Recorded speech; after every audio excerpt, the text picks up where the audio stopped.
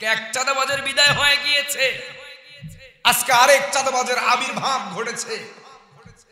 মুসলমান, আজকে এই মাহফিল থেকে আপনাদেরকে একটা উদাত্ত আহ্বান জানিয়ে যেতে চাই। আমরা এক চাঁদাবাজকে বিদায় করে দিয়েছি, আমরা আরেক চাঁদাবাজকে সিংহাসনের রাজপ্রাসাদের চেয়ারে বসাতে রাজি নয়। কথা বলেন। আউযু বিল্লাহি মিনাশ শাইতানির রাজীম।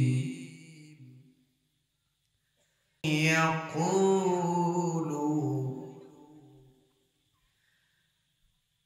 আয়াকুলু আমান্না ওয়া হুম লা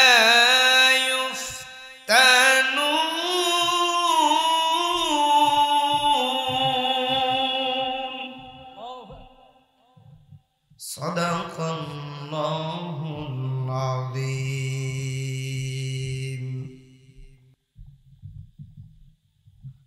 সুন্নাত নয় শুধু দাওয়াতের মেহমান, সুন্নাত নয় শুধু খাওয়ার শেষে মধুপান, আরো কিছু সুন্নাত আছে তুমি জানো কি? জানলেও জীবনে কখনো তা মানো কি? সুন্নাত নয় শুধু দাওয়াতের মেহমান, সুন্নাত নয় শুধু খাওয়া শেষে মধুপান, আরো কিছু সুন্নাত আছে তুমি জানো কি? জানলেও জীবনে কখনো তা মানো কি? সুন্নাত শুধু নয় মাজলুম সহায়, সুন্নাত উহুদের জালিমের প্রতিরোধ, সুন্নাত শুধু নয় নির্জন ধ্যানে যাওয়া, আরো সুন্নাত হলো পাথরের আঘাত খাওয়া। মোহাব্বতে তা সুদিনের সাথী তুমি, মোহাব্বতে তা সুদিনের সাথী তুমি, দুর্দিনেও পাশে থাকো কি? সুন্নাত নয় শুধু দাওয়াতের মেহমান, সুন্নাত নয় শুধু খাওয়া শেষে মধুপান, আরো কিছু সুন্নাত আছে তুমি জানো কি? জানলেও জীবনে কখনো তা মানো কি? আলহামদুলিল্লাহ, ঐতিহ্যবাহী 2 দিন ব্যাপী তাফসীরুল কোরআন মাহফিলের আজকের এই সমাপনী দিবসে মোকাররম ফাউন্ডেশনের উদ্যোগে ও বৈষম্য বিরোধী ছাত্র আন্দোলনের সকল শহীদের রুহের মাগফিরাত উপলক্ষে আজকের এই সুন্দর আয়োজনে যে মহান রব্বুল ইজ্জত আমাদেরকে আসার এবং বসার তৌফিক দিয়েছেন, শুকরিয়া আদায় করি বলে আলহামদুলিল্লাহ। লক্ষ করে দরুদ ও সালাম বিশ্ব নবী, বিশ্ব নেতা, সর্বকালের সর্বযুগের প্রেসিডেন্ট জনাবে মুহাম্মদ রাসূলুল্লাহ সাল্লাল্লাহু আলাইহি সাল্লাম। অল্প সময় লম্বা কোনো কথা নয়, ভূমিকা আর লম্বা করব না, সরাসরি আলোচনার দিকে চলে যাব। একখানা আয়াতে কারিমা তেলাওয়াত করেছি আল্লাহ পাক রব্বুল আলামিন। এই আয়াতের ভিতরে কি বলতেছেন আমরা তা জানব। আল্লাহ পাক রব্বুল আলামিন সূরা আনকাবুত নাজিল করলেন। এই সূরার ভিতরে ঈমানদারদেরকে আল্লাহ পাক রব্বুল আলামিন কিভাবে পরীক্ষা নিয়েছেন, কিভাবে ঈমানদারদেরকে কয়টি বিষয়ের উপরে পরীক্ষা নেবেন আল্লাহ পাক রব্বুল আলামিন সুন্দর করে জানিয়ে দিয়েছেন। আল্লাহ পাক রব্বুল আলামিন বলছেন, আহাসিবান নাসু আইয়ুতরাকু আইয়াকুলু আমান্না ওয়া হুম লা ইফতানুন। আল্লাহ পাক রব্বুল আলামিন এই আয়াতের ভিতরে বলছেন, তাফসীর থেকে আমরা পেয়েছি যে মুমিন বান্দাদেরকে আল্লাহ পাক রব্বুল আলামিন 5টি ভাবে পরীক্ষা নেবেন।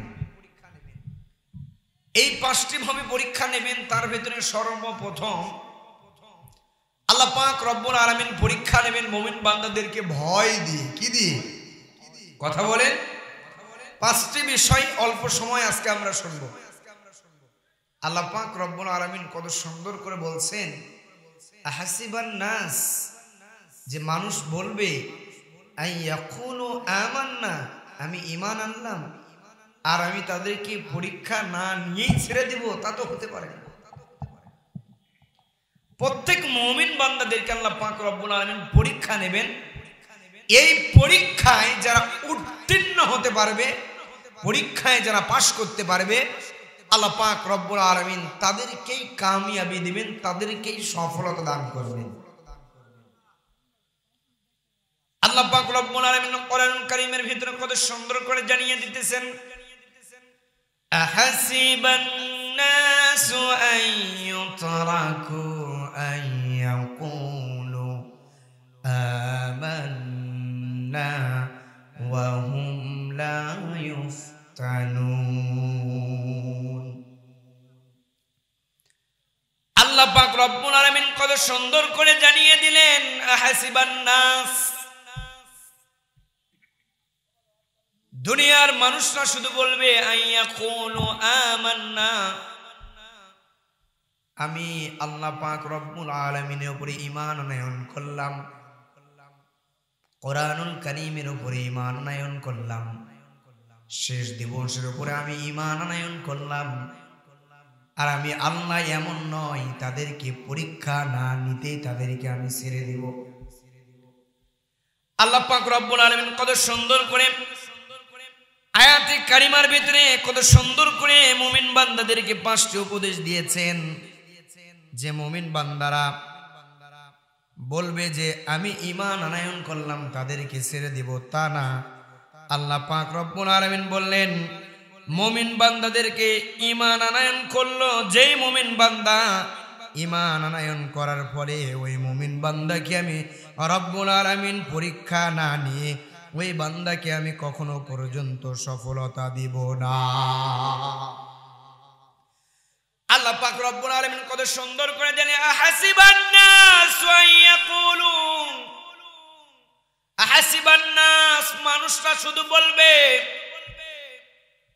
যে আমি আল্লাহ পাক রব্বুল আলামিনের উপরে ঈমান আনয়ন করলাম, তাদেরকে ছেড়ে দেব, তা না। তাদেরকে আমি পরীক্ষা নেব 5টি বিষয়ের উপরে, 5টি জিনিসের উপরে আমি তাদেরকে পরীক্ষা নেব। 5টি বিষয়ের উপরে পরীক্ষা নেওয়ার পরে আমি আল্লাহ পাক রব্বুল আলামিন ওই বান্দাকে পরীক্ষার পুরস্কার হিসেবে আমি আখিরাতে দিয়ে দিব। মুসলমান ভাইরা আমার, দুনিয়াতে হাজার হাজার মানুষ আছে নিজেকে ঈমানদার বলে দাবি করে। দুনিয়াতে বর্তমানে এমন একটা সময় এসে গিয়েছেন, ঈমানদারদের বর্তমান এমন একটা সময় এসে গিয়েছে, মনে হয় অনেক জায়গায় দেখা যায় ঈমানদারদেরকে সার্টিফিকেট দিতেছেন। আল্লাহ পাক রব্বুল আলামিন বলতেন, ধোঁকা দেওয়ার মতো কোনো কাজ থাকবে না। কোরআনুল কারীমের ভিতরে স্পষ্ট জানিয়ে দিয়েছেন। আল্লাহ পাক রব্বুল আলামিন কোরআনুল কারীমের ভিতরে কত সুন্দর করে জানিয়ে দিয়েছেন, আহাসিবান নাস, মানুষদেরকে আমি পরীক্ষা করে করে তাদেরকে কারা ঈমান এনেছে, কারা সত্যবাদী আর কারা মিথ্যাবাদী, তাদেরকে আমি পরীক্ষা করে করে আমি রব্বুল আলামিন তাদেরকে সফলতা দিয়ে দিব। আল্লাহ পাক রব্বুল আলামিন পাঁচটি বিষয়ের উপর পরীক্ষা করবেন। সর্বপ্রথম বিষয় হলো মিনাল খাউফি ওয়াল জু'। আল্লাহ পাক রব্বুল আলামিন যে পাঁচটি বিষয়ের উপরে মুমিন বান্দাদেরকে পরীক্ষা করবেন, এর ভিতরে এক নাম্বার পরীক্ষা করবেন মিনাল খাউফি ওয়াল জু'। এক নম্বরে পরীক্ষা করবেন তাদেরকে ভয় দিয়ে পরীক্ষা করবেন। কি দিয়ে পরীক্ষা করবেন? কথা বলেন, একটু জোরে বলেন, কি দিয়ে পরীক্ষা করবেন? আল্লাহ পাক রব্বুল আলামিন সর্বপ্রথম তাদেরকে ভয় দিয়ে পরীক্ষা করবেন। এই পরীক্ষায় যারা উত্তীর্ণ হতে পারবে, এই পরীক্ষায় যারা পাস করতে পারবে, বিনিময় প্রতিফল প্রতিদান হিসেবে আল্লাহ পাক রব্বুল আলামিন ওই বান্দাকে আখিরাতের ময়দানে তার প্রতিদান প্রতিফল দিয়ে দিবেন। তাহলে আসুন আমরা পাঁচটা বিষয় সম্পর্কে আজকে জানবো। এক নাম্বার বিষয়, মানুষদেরকে ভয় দিয়ে পরীক্ষা করবে। কি দিয়ে? একটু জোরে বলেন, কি দিয়ে? দুই নাম্বার, আল্লাহ পাক রব্বুল আলামিন পরীক্ষা করবেন জান। আমার আর আপনার যে নিজের জীবনটা আছে, এই জীবনটা আল্লাহ পাক রব্বুল আলামিন আমাদেরকে দিয়েছেন, দান করেছেন। এই জানমাল নিয়ে আল্লাহ পাক রব্বুল আলামিন আমাদেরকে কেমন ভাবে পরীক্ষা করবেন একটু ভালো করে শুনুন। এই যে আমরা 2024 সালে একটা দেখলাম স্বাধীনতা, বাংলার নতুন স্বাধীনতা। এই বাংলার নতুন স্বাধীনতা থেকে আমাদেরকে একটা ঈমানি পরীক্ষা দিতে হয়েছে।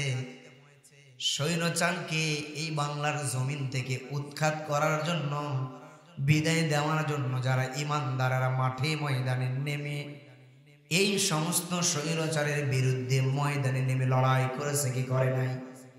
কথা বলেন, জানের ভয় কি তারা করছে? আল্লাহ পাক রব্বুল আলামিন বললেন ঈমানদারদেরকে আমি জান নিয়ে পরীক্ষা করব। জান তাদেরকে আমি আল্লাহ রাব্বুল আলামিন দিলাম, সুন্দর একটা জীবন দিয়ে দিলাম। এই সুন্দর জীবন নিয়ে, এই সুন্দর জীবন তাদেরকে দিয়ে আমি একটা পরীক্ষা করব। কেমন পরীক্ষা করবেন? যে আমি আল্লাহ রাব্বুল আলামিন তাদেরকে সুন্দর একটা জীবন দিলাম, জান দিলাম,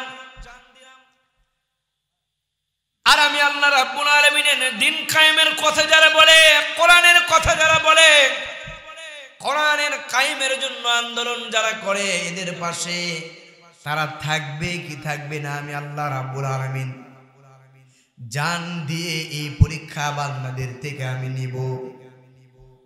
তাহলে আল্লাহ রাব্বুল আলামিন আমাদেরকে জান দিয়েছেন, সুন্দর একটা জীবন দিয়েছেন। এই জীবন যদি আমরা একমাত্র আল্লাহ পাক রব্বুল আলামিনের কাজের সঙ্গে যদি আমরা নিয়োজিত রাখতে পারি, রব আমাদেরকে যা বলেছেন এই পথের উপরে যদি আমরা চলতে পারি, লাকাদ কানা লাকুম ফি রাসূলিল্লাহি উসওয়াতুন হাসানা, আর রাসূলের আদর্শের উপরে যদি আমরা চলতে পারি, তাহলে আমাদের জীবনের কোনো ক্ষতি আছে না লাভ আছে? জোরে বলবেন, ক্ষতি না লাভ? মুসলমান ভাইরা আমার, এমন একটা জীবন যে রব্বুল আলামিন আমাদেরকে দিয়েছেন, এত সুন্দর আমাদেরকে একটা জীবন ব্যবস্থা দিলেন, এত সুন্দর একটা কোরআন যে রব আমাদেরকে দিলেন। এই কোরআন যে সত্য, এই সত্যবাদীর সার্টিফিকেট দুনিয়াতে আমাদের দেওয়ার দরকার আছে না নাই? আল্লাহ পাক রব্বুল আলামিন বলেন আইয়াকুলু আমান্না ওয়া হুম লা ইফতানুন। এই দুনিয়াতে কারা সত্যবাদী আর কারা মিথ্যাবাদী আমি রব্বুল আলামিন এটাও পরীক্ষা করব। তাহলে দুনিয়াতে সত্য কথা, সত্যর পথে আমাদের চলার দরকার আছে না নাই?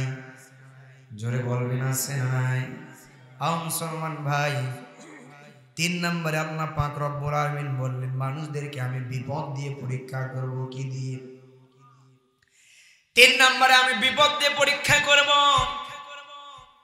দেখবেন অনেক মানুষ বলে এত আল্লাহ পাক রব্বুল আলামিনের আনুগত্যের বাইরে তো আমি কখনোই চলি না, 5 ওয়াক্ত নামাজ পড়তেছি, রাসূলের আদর্শের উপরে চলার চেষ্টা করতেছি, তারপরে আল্লাহ রাব্বুল আলামিন এত বিপদ কেন আমাদেরকে দিয়ে দেয়?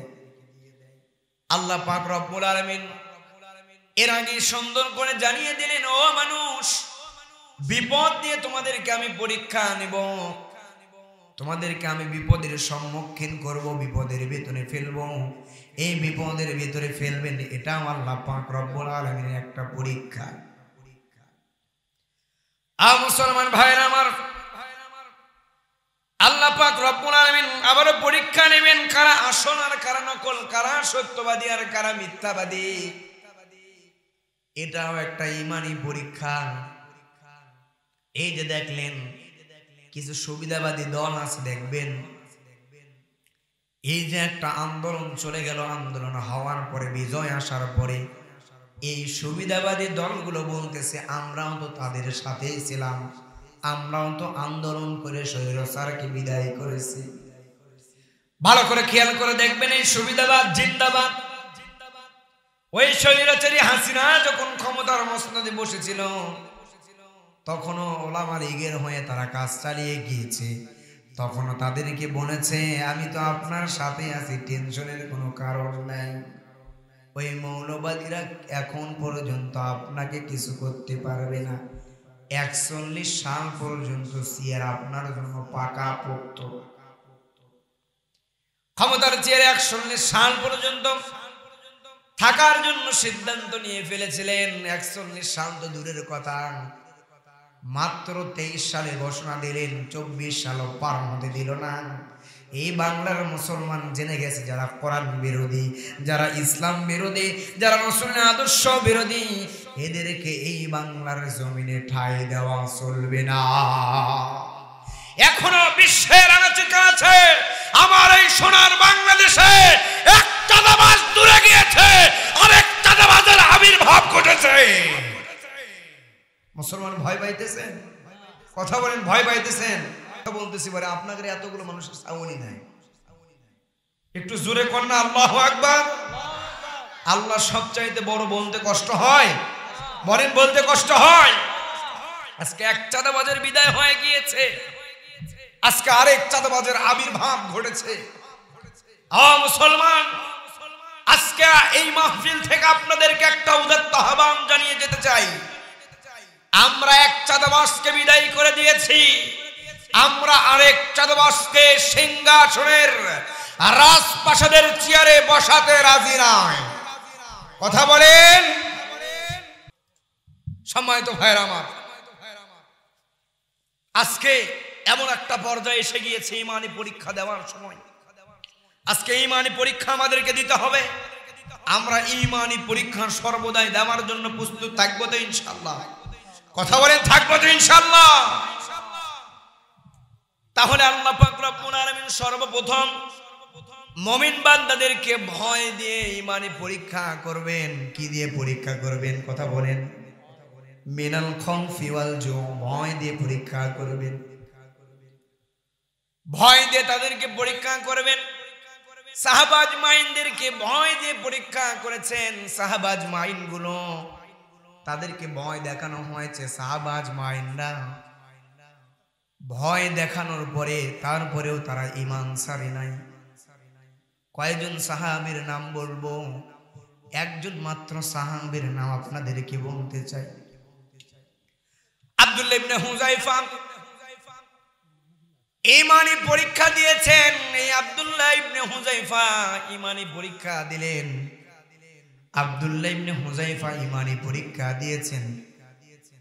ঈমানি পরীক্ষায় সে উত্তীর্ণ হয়েছেন। রোম সম্রাট যখন ওই সময় যখন রোম সম্রাটের শাসন চলে, বর্তমান পৃথিবীর যেমন পরাশক্তি আমেরিকান আর রাশিয়া, বর্তমান পৃথিবীর যেমন পরাশক্তি, তৎকালীন সময় পুরো পৃথিবীর পরাশক্তি ছিল রোম আর পারস্য, পুরো পৃথিবীর পরাশক্তি ছিল। হযরতে ওমর রাদিয়াল্লাহু তাআলার শাসন চলে। হযরতে ওমর রাদিয়াল্লাহু তাআলার শাসন আমলে রোম সম্রাট যুদ্ধের জন্য ঘোষণা দিয়ে দিলেন। হযরতে ওমর রাদিয়াল্লাহু তাআলা ওই রোমের জন্য একদল মুসলিম সৈন্যদেরকে পাঠিয়ে দিলেন যুদ্ধের জন্য। দলের লিডার বানিয়ে দিলেন আব্দুল্লাহ ইবনে হুযায়ফা। আব্দুল্লাহ ইবনে হুযায়ফাকে দলের লিডার বানিয়ে পাঠিয়ে দিলেন।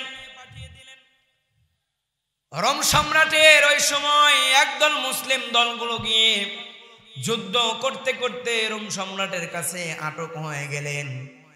আটককৃত মুসলিমগুলো সবাই যখন আটক হয়ে গেলেন, আটককৃত মুসলিমদেরকে কাঠগড়ায় দান করানো হলো। কাঠগড়ায় দান করানোর পরে আটককৃত মুসলিমদেরকে কাঠগড়ায় দাঁড় করিয়ে ফেললেন। কাঠগড়ায় দাঁড় করানোর পরে মুসলিম সৈন্যদেরকে ডেকে ডেকে বলতেছেন, নো মুসলিম সৈন্যরা রে, তোমাদের ভিতরে দলের লিডারকে আমি জানতে চাই, দলের লিডারকে আমি জানতে চাই। এবার সর্বশেষ পেছন থেকে একজন ব্যক্তি হাত তুললেন, নাম তার আব্দুল্লাহ ইবনে হুযায়ফা।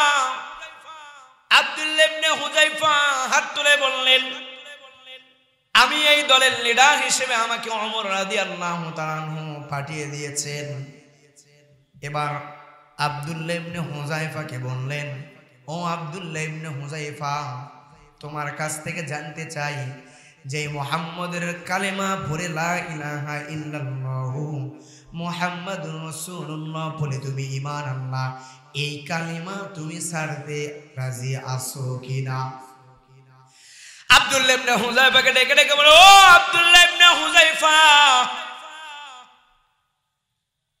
আমরা তো জানি মুহাম্মাদের দরবারে গেলে তার ঈমান এমন মজবুত হয়ে যায়, মুহাম্মাদের দরবারে গেলে ঈমান বড় মজবুত হয়ে যায়। ও আব্দুল্লাহ, বলো বলো, ঈমান ছাড়তে তুমি রাজি আছো নাকি?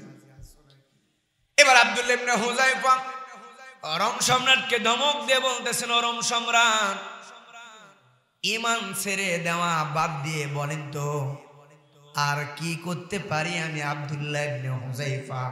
শরীয়ত অনুযায়ী সেটা যদি মানার হয়, আমি আব্দুল্লাহ ইবনে হুযায়ফা একবার নয় 100 বার সেটা মানতে রাজি আছি।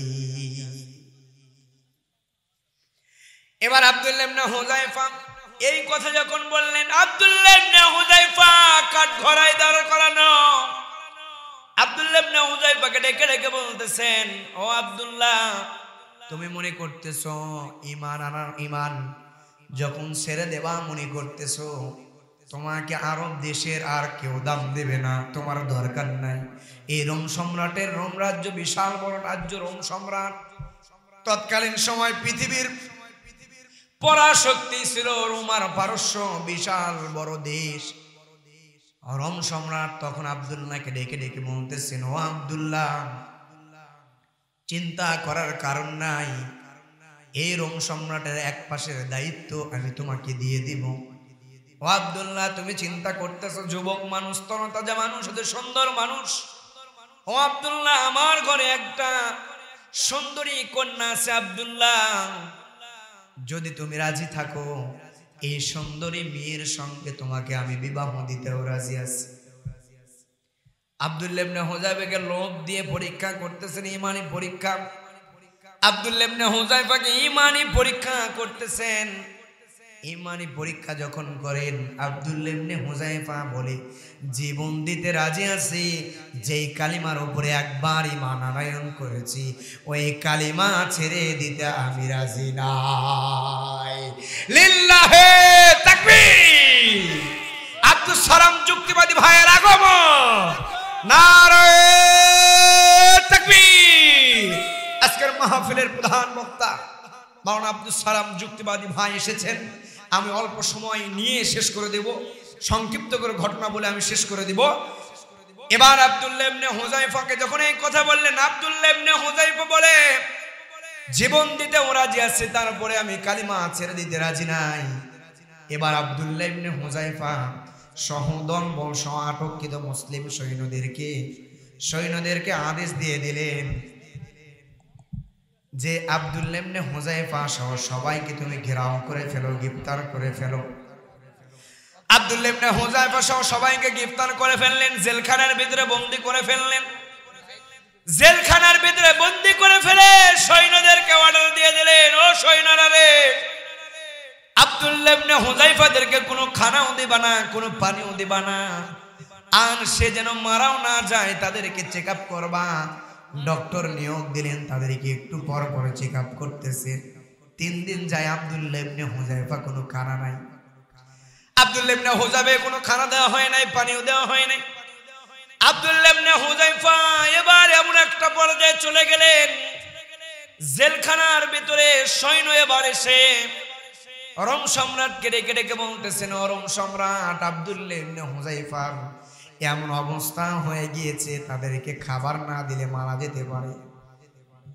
এবার রোম সম্রাট ডেকে ডেকে বলতেছেন, তাদেরকে খাবার দেবা কিন্তু শর্ত আছে, খাওয়ার জন্য গোস্ত দেবা শুকুরের গোস্ত, আর পানি পান করার জন্য পানি দেবা মদ মেশানো পানি তাদের সামনে দিয়ে দাও। এবার সৈন্যরা রাজ্যের প্রধানমন্ত্রীর কথা শুনে তাই করলেন। খাওয়ার জন্য আব্দুল্লাহ ইবনে হুযায়ফার সামনে যখন শুকুরের গোস্ত যখন তার সামনে নিয়ে আসা হলো, আর আব্দুল্লাহ ইবনে হুযায়ফার সামনে যখন খাবার জন্য মদ মেশানো পানি নিয়ে আসা হলো, আব্দুল্লাহ ইবনে হুযায়ফা 3টা দিন পর খানা পাওয়ার পরে এরকম খানা এখন খাবার তিনি খেয়ে ফেলবেন। আব্দুল্লাহ ইবনে হুযায়ফাকে ডেকে ডেকে বলতেছেন, ও আব্দুল্লাহ ইবনে হুযায়ফা, তুমি যে খানাটা খাইবা এই খানাটা তো, এই গোস্তটা শুকুরের গোস্ত, এটা হারাম। যে পানিটা তুমি পান করবা এই পানি তো হারাম পানি, এই পানি তো মদ মেশানো পানি, এটা তো হারাম, এটা খাওয়া যাবে না। এবার আব্দুল্লাহ ইবনে হুযায়ফা খাবার সামনে যখন তার সামনে যখন খাবারটা পেশ করা হইল, আব্দুল্লাহ ইবনে হুযায়ফা খাবারটা এরকম করে ছুঁড়ে ফেললেন। খাবারটা ছুঁড়ে ফেলার পরে আব্দুল্লাহ ইবনে হুযায়ফা ধমক দিয়ে বলতেছেন, জীবন দিতে রাজি আছি নাকি জেলখানার ভিতরে পচে পচে পড়ে মরতে রাজি আছি, তারপরেও আমি আব্দুল্লাহ ইবনে হুযায়ফা ঈমান বিক্রি করতে রাজি না। মুসলমান ভাইরা আমার 2 মিনিট সময় নিয়ে শেষ করে দেব। আব্দুল্লাহ ইবনে হুযায়ফাকে এবার রোম সম্রাট আবার কাঠগড়ায় দাঁড় করাইলেন। কাঠগড়ায় দাঁড় করানোর পর রোম সম্রাট এবার বলতেছেন, ও আব্দুল্লাহ ইবনে হুযায়ফাকে এবার রোম সম্রাট ডেকে ডেকে বলতেছেন, ও আব্দুল্লাহ, তুমি তাও ঈমান আনয়ন করলা না। এবার বৃদ্ধা একজন সাহাবী ছিল, বৃদ্ধা সাহাবীটাকে উত্তপ্ত গরম তেলের ভিতরে বৃদ্ধ একজন সাহাবীকে উত্তপ্ত গরম পানির ভিতরে এরকম করে যখন ফেললেন, সঙ্গে সঙ্গে গোশত আর হাড্ডি গুলো একবারেই সব আলাদা হয়ে গেল। আব্দুল্লাহ ইবনে হুযায়ফাকে ডেকে ডেকে বললেন, ও আব্দুল্লাহ ইবনে হুযায়ফা, যদি ঈমান না ছাড়ো তোমাদের দলবল সবাইকে আমি এরকম করে গরম তেলের ভিতরে ফেলে হত্যা করে ফেলবো। আব্দুল্লাহ ইবনে হুযায়ফা ঈমানি পরীক্ষা নিতেছেন। বাদশা ভালো করে খেয়াল করবেন, বাদশা ঈমানি পরীক্ষা নেয়। আব্দুল্লাহ ইবনে হুযায়ফা টেনশন করলেন না, চিন্তা করলেন না। আব্দুল্লাহ ইবনে হুযায়ফাকে গরম তেলের দিকে নিয়ে যাওয়া হইতেছিল। এবার লক্ষ্য করে দেখে বাদশা আব্দুল্লাহ ইবনে হুযায়ফা কান্নাকাটি করতেছিলেন। আব্দুল্লাহ ইবনে হুযায়ফাকে ডেকে ডেকে বলে, ও আব্দুল্লাহ ইবনে হুযায়ফা, কেন কান্না করো? তোমার আমি ঈমানি পরীক্ষা নিতেছি, জীবনের ভয়ে তুমি কি কান্না করতেছো? জীবন দেওয়ার জন্য কান্না করতেছো? এবার আব্দুল্লাহ ইবনে হুযায়ফা রোম সম্রাটকে ডেকে ডেকে বলে, ও রোম সম্রাট, আমি আব্দুল্লাহ জীবনের ভয়ে কান্না করি না, জীবনের ভয়ে কান্না করি না। আমি আব্দুল্লাহ ইবনে হুযায়ফাকে যদি ঈমানে পরীক্ষা নেওয়ার জন্য, আমি আব্দুল্লাহ ইবনে হুযায়ফা যদি ঈমানের পরীক্ষা দেওয়ার জন্য আমি আব্দুল্লাহ ইবনে হুযায়ফাকে আল্লাহ যদি 100টা প্রাণ দিত, 100 বার জীবন দিতেও রাজি। আমি আব্দুল্লাহ ইবনে হুযায়ফা তারপরেও কষ্ট প্রকাশ করতে রাজি নয়। এবার আব্দুল্লাহ ইবনে হুযায়ফাকে ডেকে ডেকে বলতেছিল, আব্দুল্লাহ ইবনে হুযায়ফা, ঠিক আছে, বুঝতে পেরেছি, বুঝতে পেরেছো আব্দুল্লাহ ইবনে হুযায়ফা, তুমি ঈমান ছাড়বা না। ও আব্দুল্লাহ, একটা সত্য তোমাকে বলে যাই, এই সত্য যদি মানতে চাও তাহলে তোমাদের সবাইকে আমি ছেড়ে দেব। এবার আব্দুল্লাহ ইবনে হুযায়ফা সমস্ত সাহাবী আজমাইনদের কথা চিন্তা করে আব্দুল্লাহ ইবনে হুযায়ফা বললেন, সত্য যদি শরীয়ত মোতাবেক হয় তাহলে সত্যটা আমি মানতে রাজি আছি, হারাম সত্য আমি আব্দুল্লাহ ইবনে হুযায়ফা জীবন দিয়ে দিব, তারপরেও মানতে রাজি নাই। আব্দুল্লাহ ইবনে হুযায়ফাকে এবার ডেকে ডেকে বলতেছেন, আব্দুল্লাহ ইবনে হুযায়ফা, আমি শুনেছি আরবের একটা রীতি রেওয়াজ আছে, ও আব্দুল্লাহ, আরবের রীতি রেওয়াজ আছে কপালে একটা চুম্বন করা, শুনেছি নবীজির নাকি সুন্নাত। ও আব্দুল্লাহ, যদি তুমি নবীজির সুন্নাহ মোতাবেক আর আরবের প্রথা অনুযায়ী আমার কপালে যদি একটা চুম্বন করতে পারো, ও আব্দুল্লাহ, তোমার দলবল সহ তোমাকে আমি ছেড়ে দিতে রাজি আছি। আব্দুল্লাহ ইবনে হুযায়ফা নিজের চিন্তা না করে, যদিও কাফের বেঈমান ইমানি পরীক্ষা নেয়, আব্দুল্লাহ ইবনে হুযায়ফা রাজি হয়ে গেলেন। এবার আব্দুল্লাহ ইবনে হুযায়ফা তার কপালে একটা চুম্বন করে ফেললেন। ফলে সমস্ত সাহাবা সহ আব্দুল্লাহ ইবনে হুযায়ফাকে রোম সম্রাট মুক্ত করে দিয়েছে। তাহলে আহাসিবান নাস আইয়ুতরাকু আইয়াকুলু আমান্না ওয়া হুম লা ইফতানুন। সাহাবা আজমাইনদেরকে আল্লাহ পাক রব্বুল আলামিন সাহাবা আজমাইনদের পরীক্ষা নিয়েছেন। আহাসিবান নাস, আর মানুষদেরকে যে আল্লাহ পাক রব্বুল আলামিন পরীক্ষা নেবেন না তা নয়। প্রত্যেকটা মানুষদেরকে, প্রত্যেকটা ঈমানদারদেরকে পরীক্ষার সম্মুখীন হতে হবে। এই পরীক্ষায় সম্মুখীন হয়ে যে উত্তীর্ণ হতে পারবে সেই একমাত্র বিজয়ী হতে পারবে। তাহলে সর্ব অবস্থায় ঈমানি পরীক্ষা দেওয়ার জন্য আপনারা রাজি আছেন তো ইনশাআল্লাহ? সম্মানিত ভাইরা আমার, যে কথা বললাম অল্প সময়, আমার অসমাপ্ত আলোচনা এখানে শেষ করছি। প্রিয় বড় ভাই এসেছেন, অত্যন্ত স্নেহ মহাব্বত করেন, আমাদেরকে তিনি খুব ভালোবাসেন। আমরা আপনার কাছে, আমি অন্তত অধম ছোট মানুষ, আপনার কাছে, আপনাদের কাছে দোয়া চাই। কথার ভিতরে যদি কোনো ভুল ত্রুটি হয় ক্ষমা করে দেবেন। নিজের সন্তান মনে করে আমার জন্য সবাই দোয়া করবেন তো ইনশাআল্লাহ? আল্লাহ পাক রব্বুল আলামিন এই কথার উপরে, নবীজির আদর্শের উপরে আমাদেরকে অটলতা থাকার তৌফিক দিক বলে আমিন। আসসালামু আলাইকুম রহমতুল্লাহি ওয়া বারাকাতুহু।